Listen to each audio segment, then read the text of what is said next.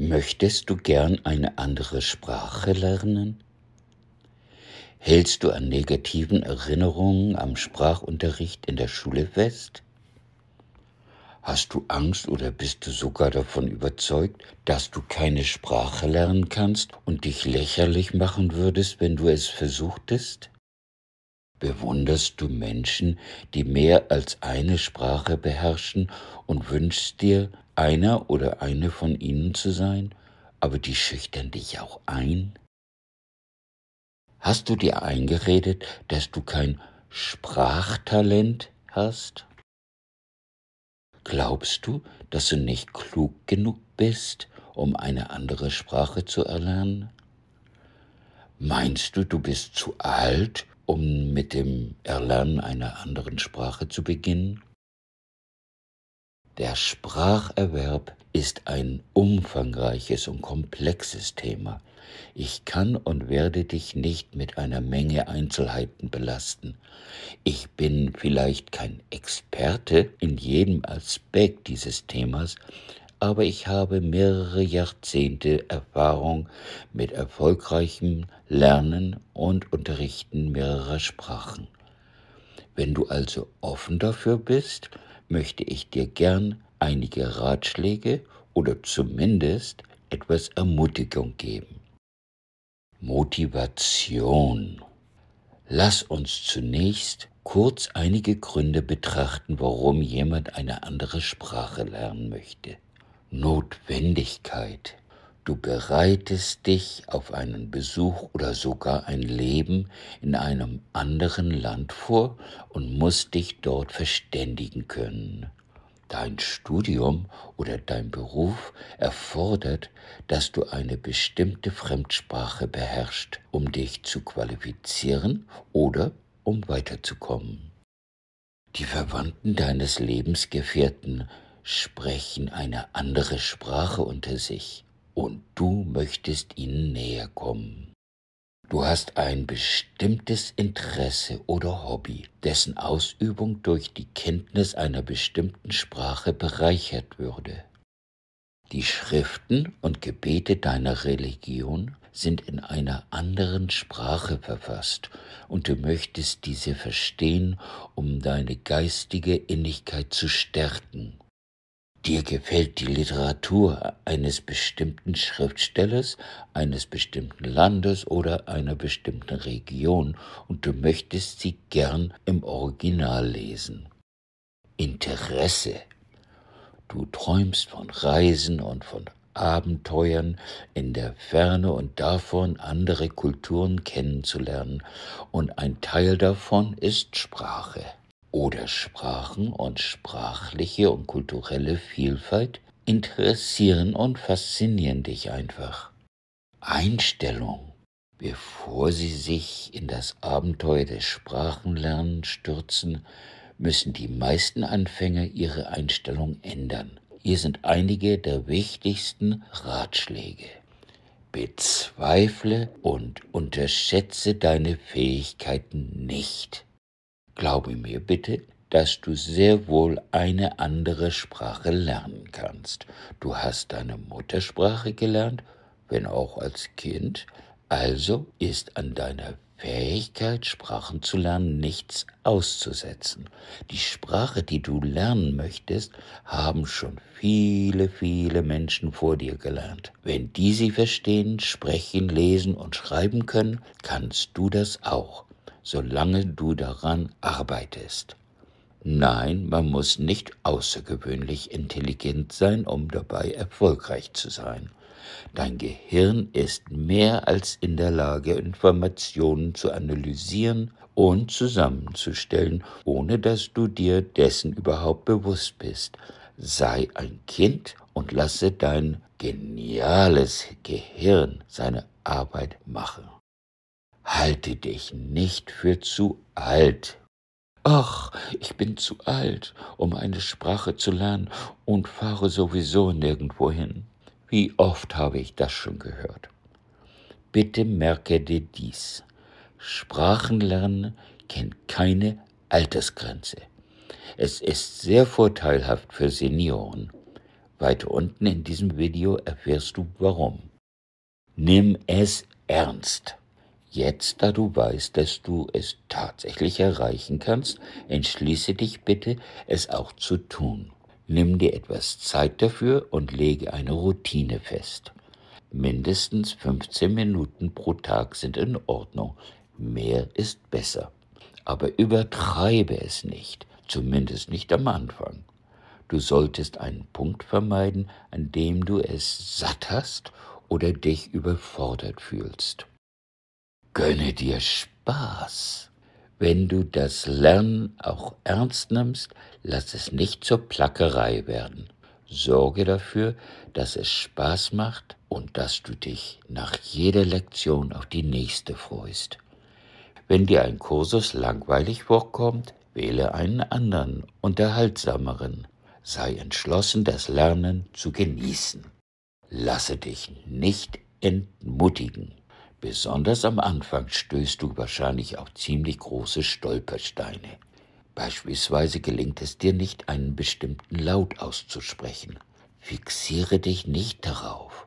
Selbst wenn du nie lernen würdest, ihn perfekt auszusprechen, wird dir deshalb niemand den Kopf abreißen. Du machst dich nicht zum Gespött. Mache einfach weiter. Sei bereit, Fehler zu machen.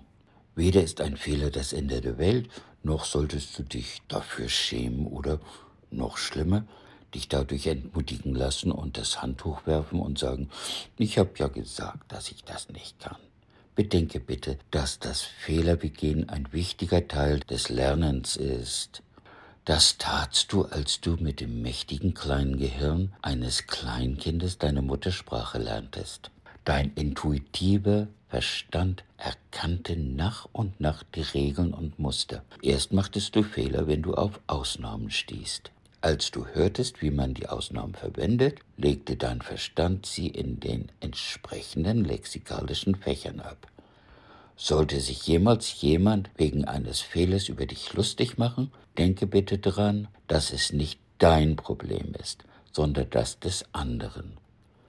Wenn du das wirklich nicht ignorieren kannst, sage ganz einfach, danke für die Ermutigung.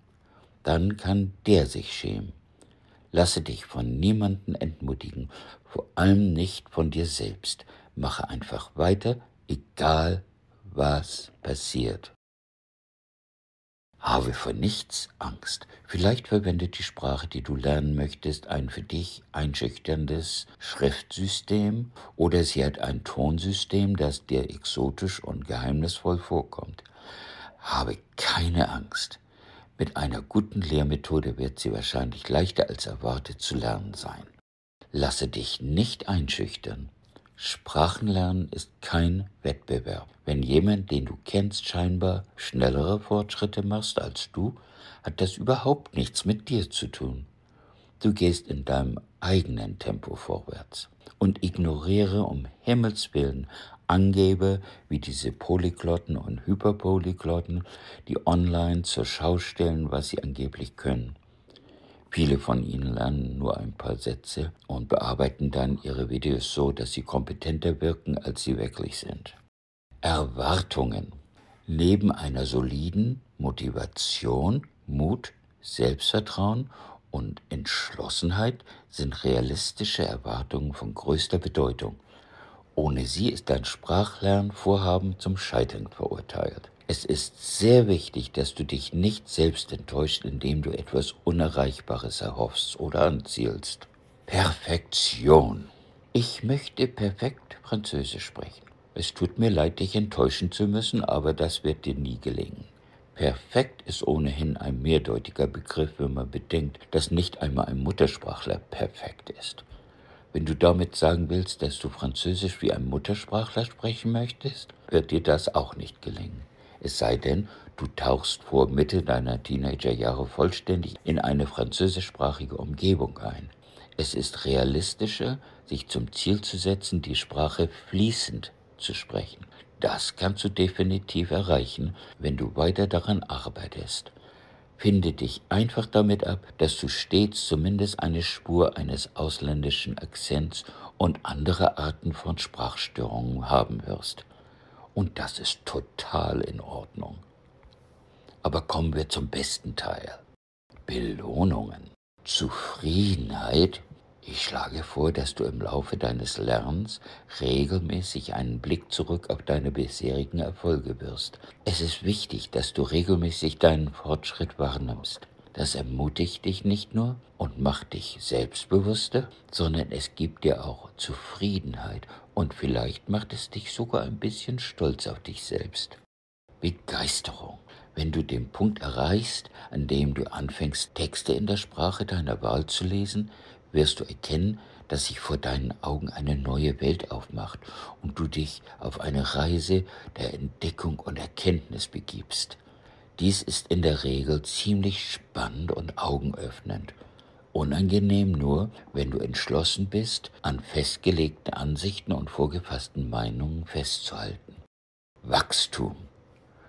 Im Laufe deines Lernens wirst du aufgrund neu gewonnener Erkenntnisse wahrscheinlich viele Dinge in deiner Muttersprache und an deiner heimischen Kultur überdenken, die du zuvor für selbstverständlich und universell betrachtet hattest. Das wird höchstwahrscheinlich deine Weltanschauung verändern. Es kann dir gelegentlich etwas beunruhigend vorkommen, aber glaube mir, es handelt sich um persönliches Wachstum und das kann nur eine gute Sache sein. Gehirngesundheit. Ja, Senioren, ich schaue speziell auf euch. Aber eigentlich gilt das für alle, egal wie alt sie sind. Viele Experten sind sich einig, dass Sprachenlernen das beste allgemeine Training für das Gehirn ist, so wie Schwimmen als das beste allgemeine körperliche Training gilt.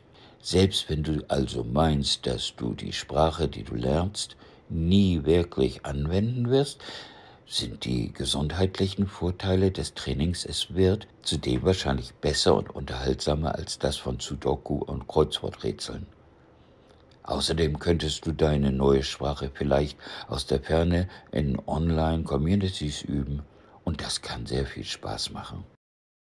Bevor ich mich verabschiede, ich hoffe, dass dir meine einführende Motivationsrede etwas gebracht hat.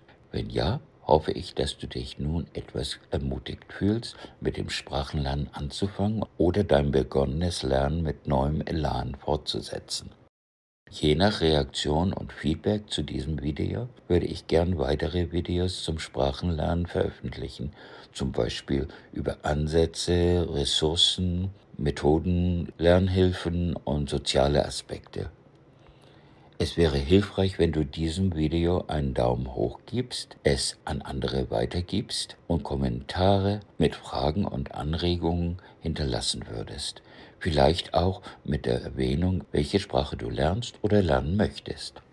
Vielen Dank, dass du vorbeigeschaut hast, dabei geblieben bist, meine Quasselei ertragen hast und unten einen Kommentar hinterlässt. Nicht vergessen, Leben ist Lieben und Lernen.